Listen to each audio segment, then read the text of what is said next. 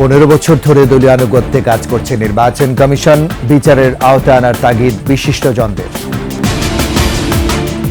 স্বৈরাচারের বিশ্বস্ত সহকারী গোলাপ, মিডিয়া দখল সহ দেশ বিদেশে অঢেল বিত্ত বৈভব। বন্যা দুর্গত এলাকায় কমেনি বানভাসীদের দুর্ভোগ, এখনো পানিবন্দী লাখ লাখ মানুষ।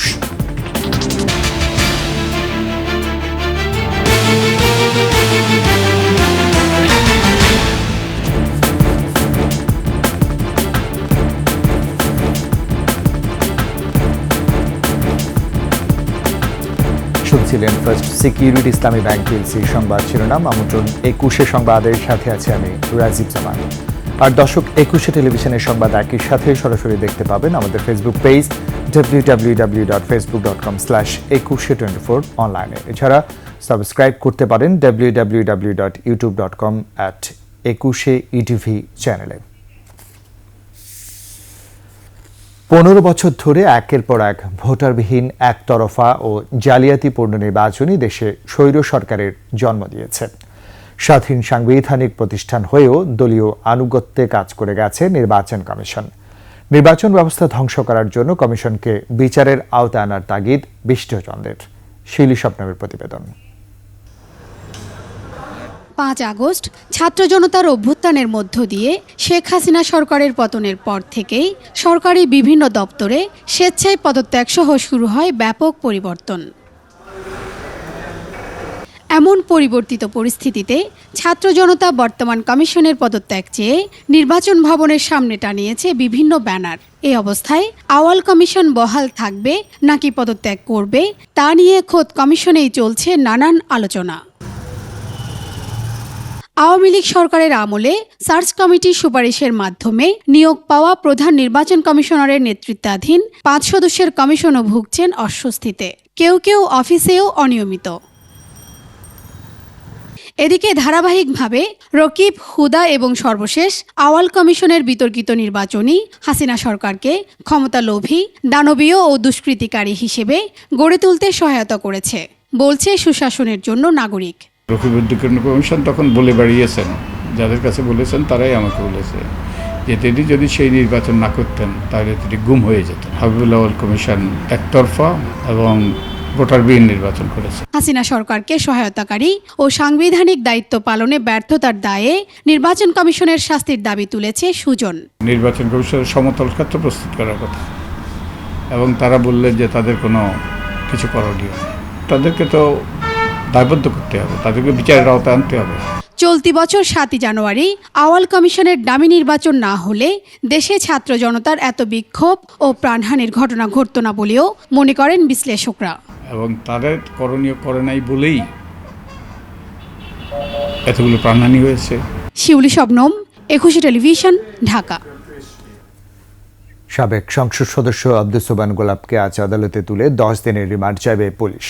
রাজধানীর আদাবরে গার্মেন্টস কর্মী হত্যা মামলায় গ্রেফতার দেখানো হয় আওয়ামী লীগের প্রচার ও প্রকাশনা সম্পাদক গোলাপকে।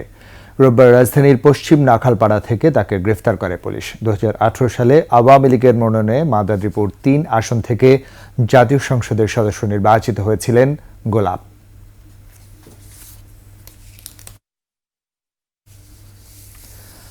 মানুষরূপী ভয়ঙ্কর এক গোলাপ ফুটেছিল মাদারীপুরে। সুগন্ধের লেশ মাত্র ছিল না। উৎকট দুর্গন্ধে শ্বাস নেয়াই কষ্টকর ছিল মাদারীপুর 3 আসনের সাধারণ মানুষের। আব্দুস সোবহান গোলাপের দখল, হামলা মামলায় তটস্থ ছিলেন গোটা মাদারীপুরের জনগণ। ক্ষমতার অপব্যবহার করে গোলাপ কামিয়েছেন অন্তত 10,000 কোটি টাকা। মিডিয়া দখল সহ দেশ বিদেশে গড়ে তুলেছেন অঢেল বিত্ত বৈভব। মাদারীপুরের কালকিনির প্রতিনিধি রকিবুজ্জামানকে সঙ্গে নিয়ে বিস্তারিত জানাচ্ছেন মানিক শিকদার। আব্দুস সোবহান গোলাপ ক্ষমতাচ্যুত প্রধানমন্ত্রী শেখ হাসিনার বিশেষ সহকারী, স্বৈরাচারের বিশ্বস্ত কেশিয়ার। প্রধানমন্ত্রীর কার্যালয়ে জায়গা পেয়ে ভয়ঙ্কর হয়ে ওঠেন গোলাপ। অর্থের নেশা পেয়ে বসে থাকে। ক্ষমতার অপব্যবহার করে 2 হাতে কামান অর্থ। অন্তত 10,000 কোটি টাকার মালিক হন অল্প সময়ে, যার একটি অংশ চলে যায় যুক্তরাষ্ট্রে থাকা হাসিনা পুত্র সজীব ওয়াজেদ জয়ের কাছে। যুক্তরাষ্ট্রে গোলাপে রয়েছে অঢেল সম্পত্তি। দেশটিতে 9টি বিলাসবহুল বাড়ি কিনেছেন তিনি। এছাড়া দুবাই, সিঙ্গাপুর, কানাডাতেও আব্দুস সোবহান গোলাপ সম্পদের পাহাড় গড়েছেন বলে খবর আছে।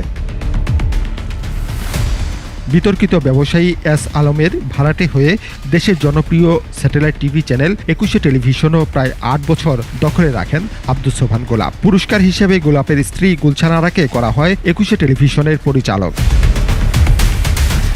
বুকে ধারণ করে বিশ্বাস করে তারই আলোকে আমরা আগামী দিনে জাতির জন্য, দেশের মানুষের জন্য কিছু দিতে পারবো এই পরিবারের পক্ষ থেকে, এটা আমরা কিন্তু আজ অঙ্গীকারবদ্ধ।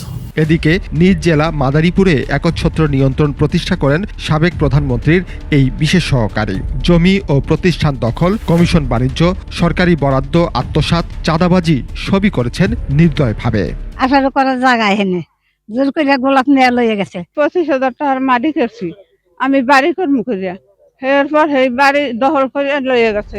গোলাপের অপকর্মের প্রতিবাদ করা যেত না, হামলা ও মামলার ভয়ে তটস্থ থাকতেন স্থানীয়রা। আমি হাসপাতালে 27.5 জায়গা দিছি। আমার ছেলে চাকরি দেওয়ার কথা ছিল, 2 ছেলেরই, কিন্তু চাকরিও দেয় নাই, টাকাও দেয় নাই।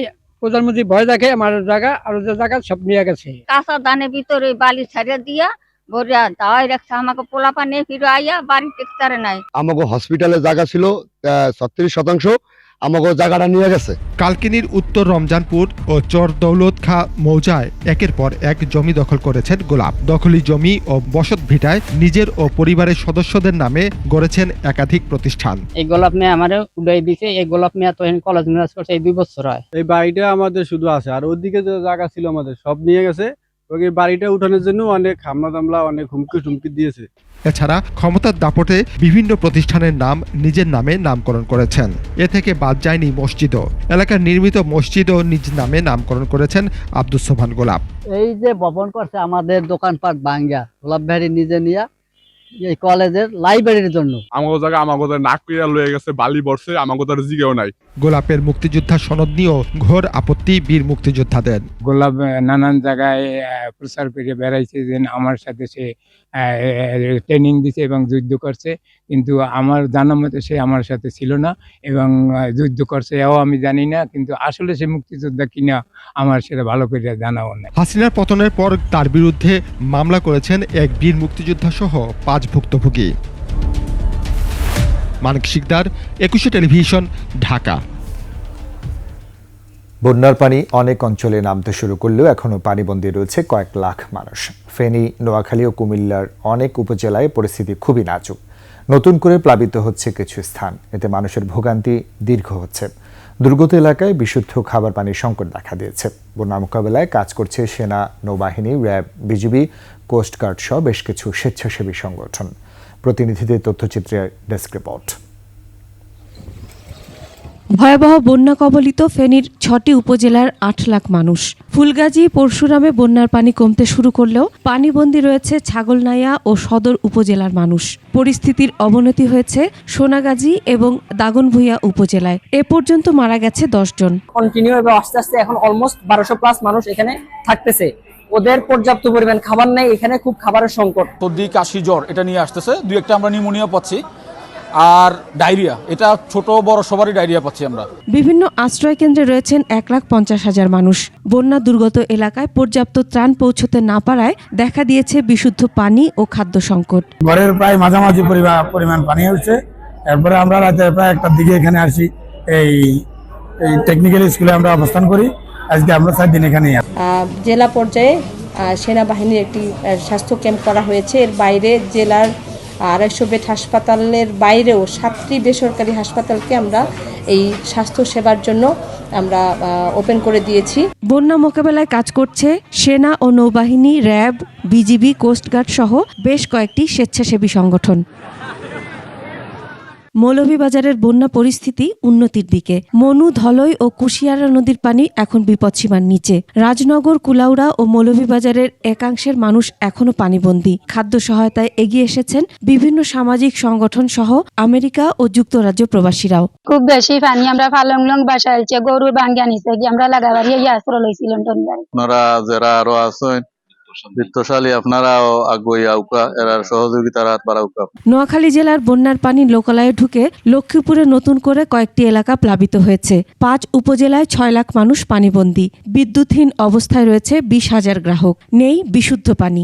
জেলায় স্থায়ী 185টি এবং অস্থায়ী 60টি আশ্রয়কেন্দ্র খোলা হয়েছে। আমরা পানির ভিতরে আছি, বাড়িতে পানি, ঘরে পানি, পানি কমতেছে না, অনেক পানি। ভোলায় জোয়ারের পানিতে ক্ষতিগ্রস্ত পরিবারকে বিনামূল্যে চিকিৎসা সেবা, ওষুধ ও ত্রাণ সহায়তা দিচ্ছে নৌবাহিনী। মুষলধারে বৃষ্টিতে বাগেরহাট শহরের বেশিরভাগ এলাকা তলিয়ে গেছে। জলাবদ্ধতায় দুর্ভোগে পড়েছেন নিম্ন আয়ের মানুষ। Masum আলিসা, desk report, 21 television. নিচ্ছি সংবাদ বিরতি। যখন ফিরছি তখন অন্যান্য খবরের সঙ্গে আরো থাকবে। মাগুরায় চলছে আতাতের রাজনীতি। সুস্পষ্ট অভিযোগ থাকলেও হত্যা মামলায় নাম নেই আওয়ামী লীগ নেতাদের।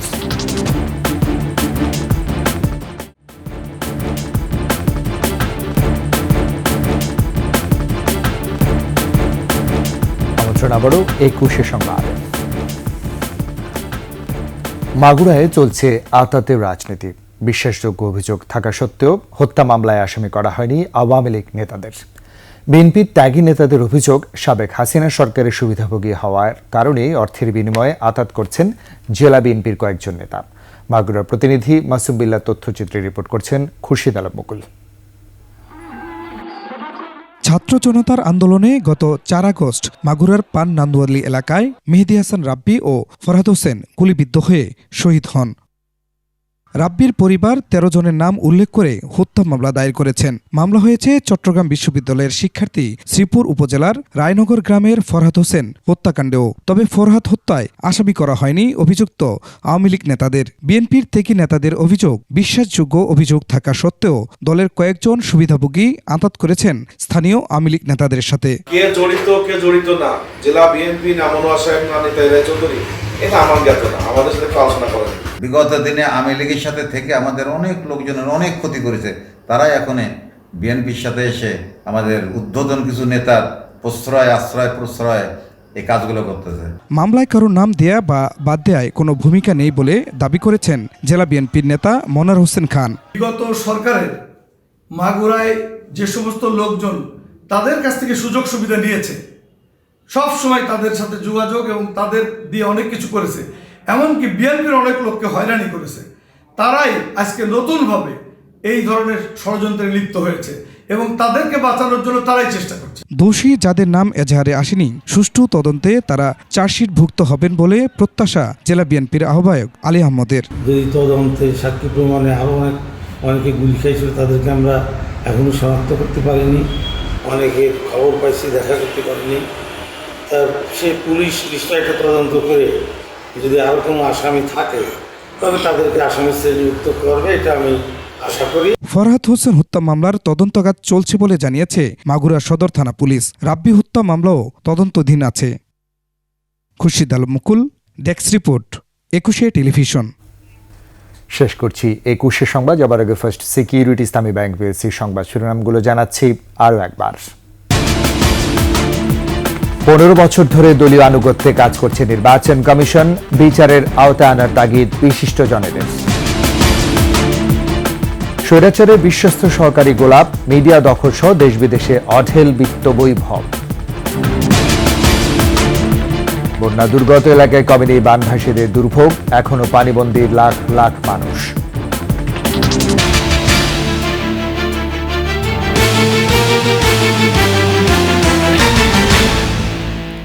সবশেষ খবর জানতে ডায়াল করুন 202 নম্বর আর ভিজিট করুন 21-district.com ওয়েবসাইট। এছাড়া ভিজিট করতে পারেন www.facebook.com/2124 অনলাইনে এবং সাবস্ক্রাইব করতে পারেন www.youtube.com/21ETV চ্যানেলে। এতক্ষণ সঙ্গে থাকার জন্য ধন্যবাদ।